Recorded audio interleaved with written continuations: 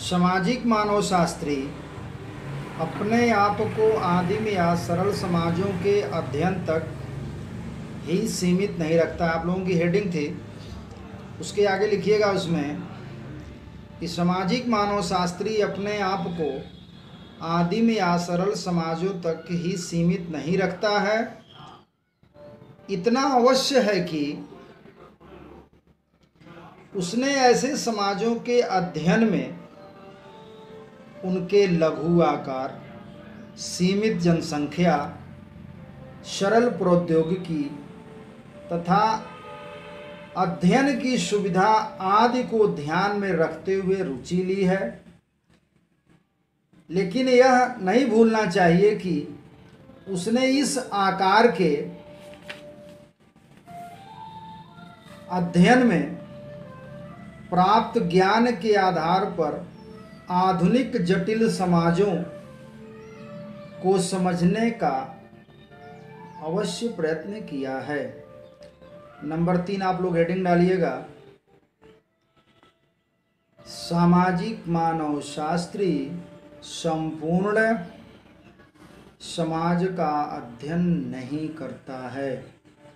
सामाजिक मानवशास्त्री संपूर्ण समाज का अध्ययन नहीं करता है। आगे लिखिएगा, सामाजिक मानवशास्त्री अपने अध्ययन के लिए समाज के कुछ पहलुओं को चुन लेता है।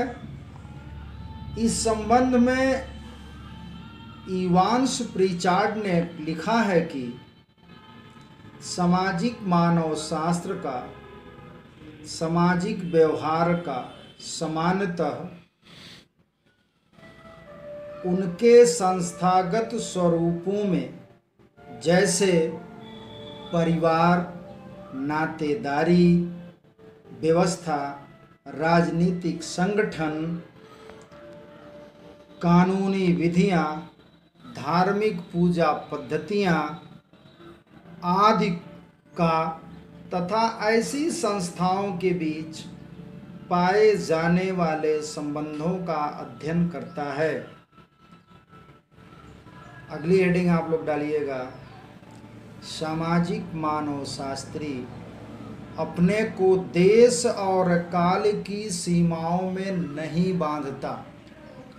सामाजिक मानवशास्त्री अपने को देश और काल की सीमाओं में नहीं बांधता। आगे लिखिएगा, यह किसी देश विशेष अथवा विशेष समय के लोगों का ही अध्ययन नहीं करता। सामाजिक मानवशास्त्रियों ने विश्व के विभिन्न भागों में लोगों के अध्ययन में रुचि दिखाई है, जहां उन्होंने समकालीन आदिम समुदायों का अध्ययन किया है। यहाँ साथ ही वे अब प्रौद्योगिकी समाजों में कार्य करने की ओर भी प्रवृत्त हुए हैं।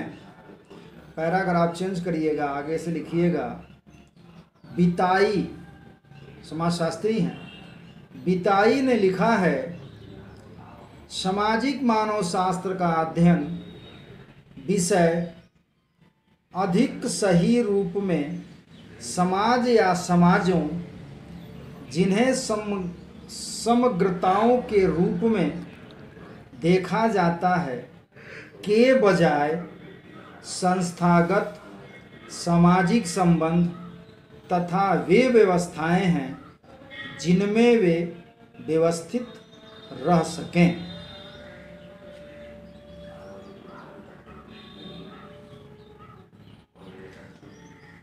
आगे उसमें लिखते जाइएगा कि सामाजिक मानवशास्त्र में संस्थागत सामाजिक व्यवहारों, सामाजिक संबंधों तथा सामाजिक व्यवस्थाओं एवं मूल्यों का अध्ययन किया जाता है।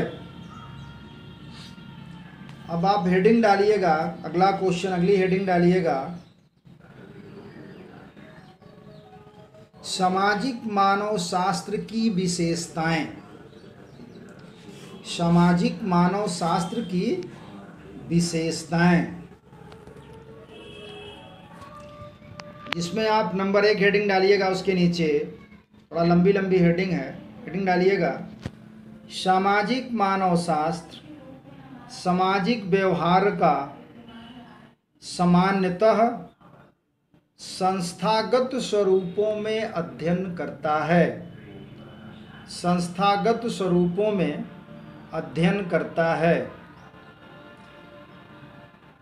जैसे परिवार, नातेदारी व्यवस्था, राजनीतिक संगठन। अभी आपने पहले लिखा है इसमें, लेकिन ये विशेषताएं में लिखाया जा रहा है। राजनीतिक संगठन, कानूनी प्रविधियों तथा धार्मिक पूजा पद्धतियों आदि का यह विज्ञान विभिन्न संस्थाओं के बीच पाए जाने वाले संबंधों का अध्ययन भी करता है। नंबर दो, आदिम समाजों का अध्ययन सामाजिक मानव शास्त्री करता है। नंबर उसके आगे लिखिएगा सामाजिक मानव शास्त्र विशेषतः आदिम समाजों का अध्ययन करता है और उनकी आधुनिक सभ्य समाजों से तुलना करता है।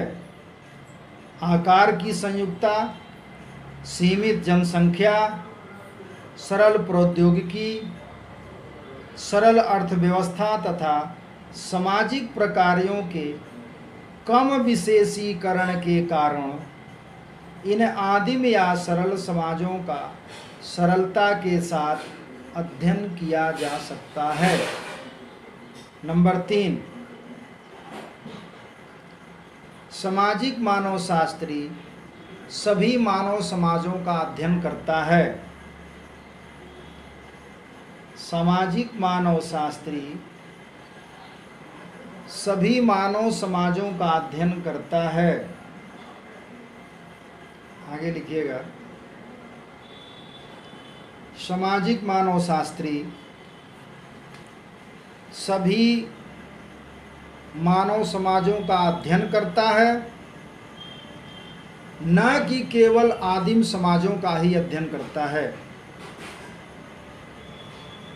परंतु व्यवहार रूप में तथा सुविधा की दृष्टि से इसका ध्यान अधिकांशतः आदिम या सरल समाजों पर ही केंद्रित रहा है। आदिम या सरल समाजों पर ही केंद्रित रहा है।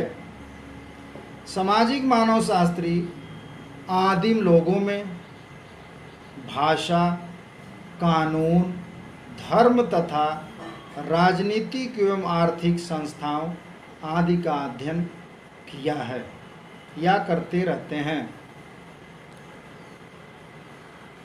अगली हेडिंग सामाजिक मानव शास्त्र के अध्ययन का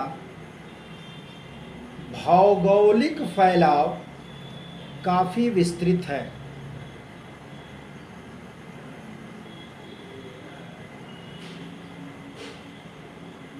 लिखिएगा विश्व के विभिन्न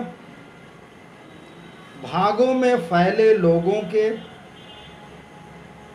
उनके समाजों एवं उप समाजों का अध्ययन सामाजिक मानव शास्त्रियों के द्वारा किया जाता है। इस विज्ञान का विषय फैलाव भी अधिक है। इसमें राजनीतिक संस्थाओं, धार्मिक संस्थाओं, रंग, लिंग या पद पर आधारित वर्ग संबंधी अंतरों,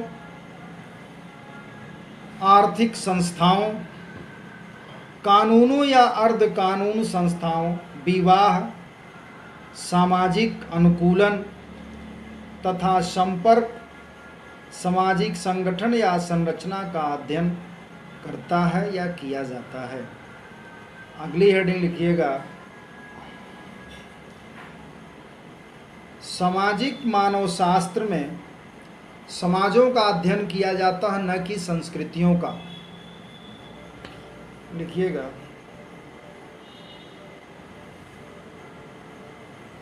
सामाजिक मानव शास्त्र में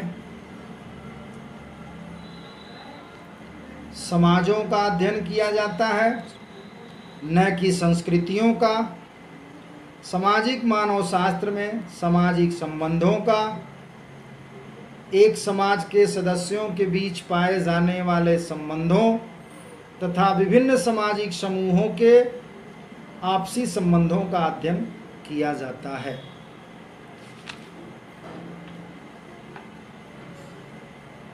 आज के लिए इतना है।